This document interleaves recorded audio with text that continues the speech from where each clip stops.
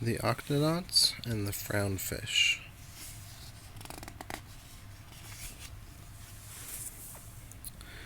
It was a quiet and rainy afternoon at the bottom of the ocean when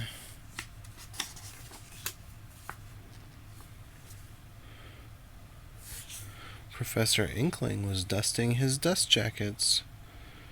Turnip the Vegemite was tossing a salad. Quasi Kitten was watering his catnip. Peso Penguin was pinging. Shellington was ponging.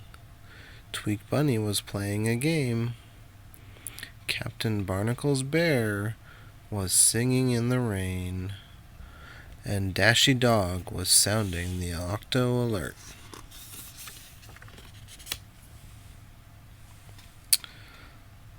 The crew hurried down to HQ to find Dashy monitoring the octopod screens anxiously.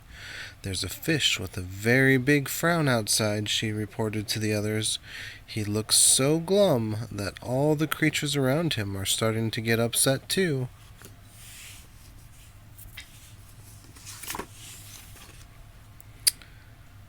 "I can't find a fish like him on the Octonet," Dr. Shellington said excitedly. "Could he be a new species?" "Octonauts, we should investigate," Professor Inkling declared. Up close, the little fish looked even gloomier. "Why are you so sad?" Dashy asked with concern. But the fish only replied, "Glub, glub." What a dilemma. None of the Octonauts spoke Frownese. "Perhaps if we understood his language, then we could help him," Dr. Shellington proposed. Shellington and Dashy spent hours in the lab trying to learn Frownese, but it proved to be a very difficult language to translate.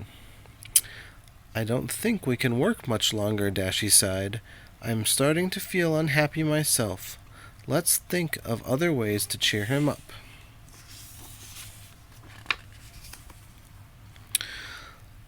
"Playing music with my friends always brightens my day," Peso shyly suggested. He invited everyone to pick up an instrument. As the crew gathered together to play a happy song, other creatures joined in. There was a clam capella group, a sea orchestra, and a baritone wail. Unfortunately, the frown fish didn't have an ear for music and continued to pout.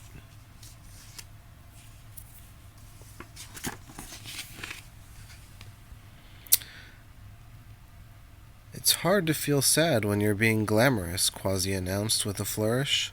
"Let's have a dress-up party." The little fish tried on many different costumes. He was a cowboy, a ghost, a princess, a magic user, level 20, a doctor, a clown, a bumblebee, a vampire, an ice cream cone, a rock star, Frankenstein, but none of them could disguise his sadness.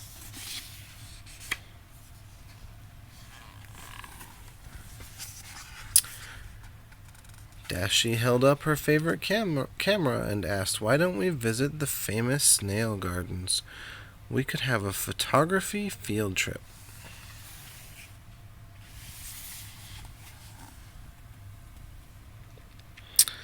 The Octonauts took photos of big snails and little snails, striped snails, and polka dot snails.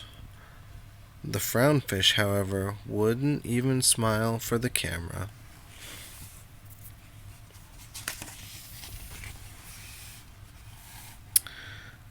"A game of miniature golf always tickles my fancy," revealed Dr. Shellington.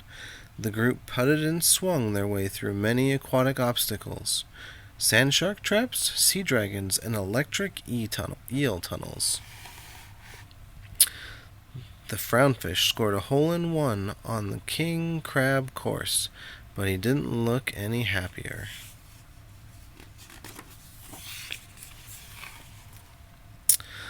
I like working with my paws. Let's build something, Tweak suggested. Surrounded by gadgets and contraptions, the crew constructed a robotank for the Frownfish. Tweak stood back and admired their work. Now our friend can use his new sea legs to visit us inside the octopod. If possible, the Frownfish looked even frownier.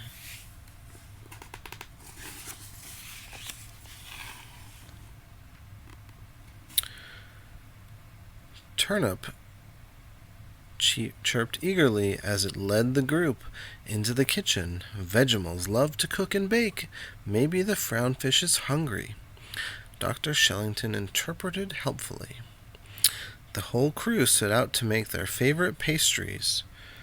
The baked kelp cakes, kelp muffins, and even a fancy kelp souffle.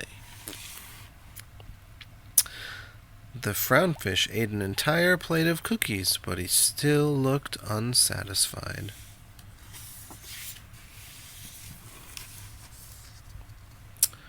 There's nothing like perusing the printed word to stimulate the intellect and galvanize the imagination, Professor Inkling exclaimed to a confused crew. To the library, my delightful colleagues. Professor Inkling read from his favorite book of jokes, but the Frownfish didn't laugh once. Frownfish must not have funny bones, Inkling decided. The other Octonauts weren't too sure. They didn't get the jokes either.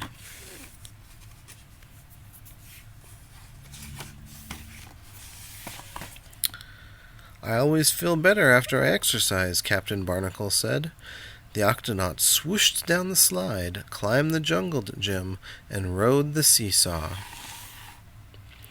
Peso and the Frownfish sat on the merry-go-round while Quasi pushed them faster and faster until, whoop, the Frownfish flew right off.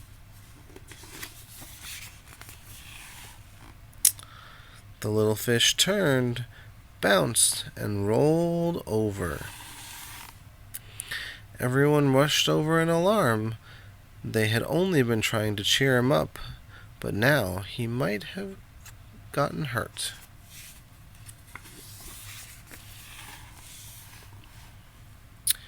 To the Octonaut's surprise, the Frownfish had a big smile on his face. Of course, Professor Inkling realized, he's not a Frownfish, he's an upside-down fish. There are different types of fish that swim upside down. It's easier for them to spot food. This chap is a fine example of an upside-down catfish.